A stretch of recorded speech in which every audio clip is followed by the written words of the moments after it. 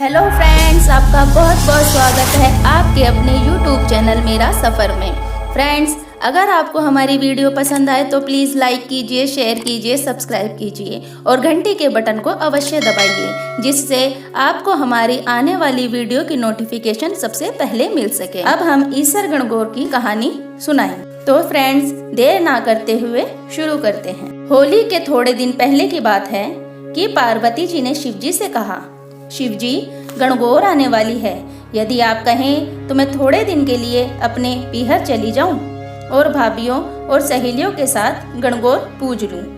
वैसे तो मैं यहाँ भी गणगौर पूज सकती हूँ, किंतु सखी सहेलियों के बिना गणगौर पूजने में उतना आनंद नहीं आएगा जितना सखी सहेलियों के साथ आता है।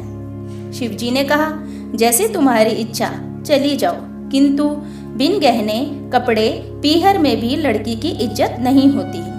शिव जी ने उन्हें पेटी भरे बेस और डिब्बा भरे गहने दिए। पहन ओढ़ कर पार्वती जी पीहर गई तो सब उनके ठाट बाट को देखकर ही दौड़ दौड़ कर आवभगत करने लगे। भाभियां झुक झुक कर पैर लगने लगी। सखे सहेलियों और भाभियों के साथ गणगौर की पूजा करते हुए खूब गीत गाए। गौर बिंदोरा देते हुए जल लेते हुए दिन झटपट बीत गए और तीज आ पहुंची। सब भाभियों ने उद्यापन की सारी सामग्री एक एक करके इकट्ठी कर ली। पार्वती जी ने तो अब तक कुछ भी नहीं मंगाया था। तीज को सुबह सवेरे शिव जी पार्वती जी को लेने आ पहुंचे और कुएं की पाल पर बैठकर भांग पीने लगे। राजा को पता लगा कि शिव जी आए हैं। पार्वती जी को देखकर वो लोग जान चुके थे कि इनके पास पैसों की कोई कमी नहीं है। उन्होंने शिव जी को आदर से महल में बुलवाया और 36 प्रकार के व्यंजन बनवाए। पार्वती जी ने शिव जी से कहा, स्वामी, मेरी तो उद्यापन की कोई तैयारी नहीं हुई है, मैं उद्यापन कैसे करूंगी? तो शिव जी ने उन्हें एक अंगूठी दी और कहा, इससे जो भी कहोगी वह सब सामान आ जाएगा। पार्वती जी ने ऐसा ही किया। उनकी तैयारियां देखकर भाभियां कहने लगी, भाई जी, हम तो कब से तैयारी कर रहे हैं, पर आप जितनी तैयारी तो हम कर ही नहीं पाए। सबने खूब धूमधाम से उद्यापन किया। फिर शिव जी को भोजन परोसा गया। शिव जी को मजाक सूझी। उन्होंने सोचा, यदि मैं सारा भोजन खा जाऊं तो पार्वती जी क्या खाएंगी? उन्होंने ऐसा ही किया। सारा खाना खाकर भोजन परोसने के लिए कहा। माँ ने कहा, बेटा, कुछ ही देर में खाना और बन जाता है, किंतु शिव जी ने जाने की जल्दी मचा रखी थी। पार्वती जी ने कहा, माँ, पेट की बेटी हूँ, कुछ भी खा लूंगी, जो हो वही दे दो। माँ ने देखा कि छीके में एक बथुए की पिंडी पड़ी थी और एक जली हुई रोटी पार्वती जी को खाने के लिए दे दी।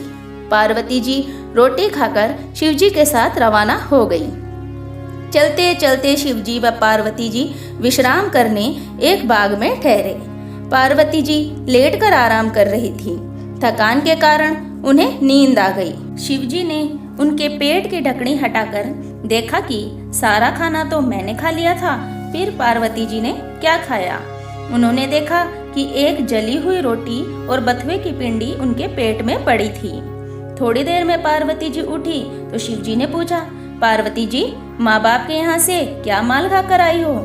पार्वती जी ने कहा, स्वामी, मैंने तो वही खाया जो आपने खाया। शिव जी ने कहा, पार्वती जी, झूठ मत बोलो, एक जली रोटी और बथुए की पिंडी है पेट में तो। पार्वती जी ने कहा, स्वामी, आपको कैसे पता? उन्होंने कहा, मैंने पेट की ढकनी खोलकर देखा था। पार्वती जी ने कहा, स्वामी, यह तो बहुत गलत बात है। औरत पीहर की इज्जत ससुराल में और ससुराल की इज्जत पीहर में रखती है। आप आज से पेट की ढकनी को उल्टी कर दो, जिससे आगे कोई भी पेट की ढकनी को खोलकर ना देख सके और आज की तरह ना हो।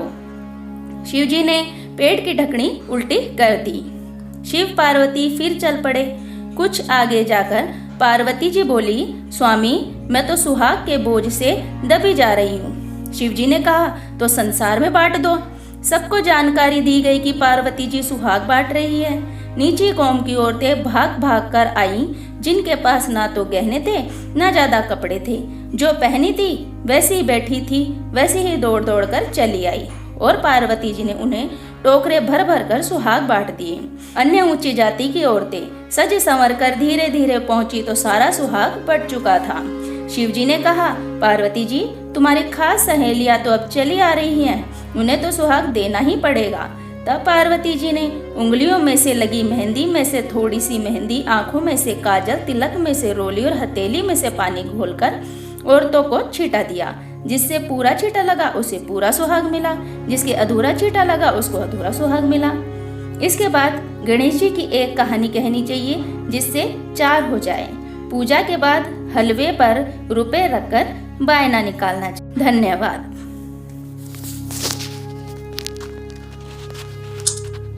अगर आपको हमारी वीडियो पसंद आए तो प्लीज़ लाइक कीजिए, शेयर कीजिए, सब्सक्राइब कीजिए और घंटी के बटन को ज़रूर दबाएं, जिससे आपको हमारी आने वाली वीडियो की नोटिफिकेशन सबसे पहले मिल सके।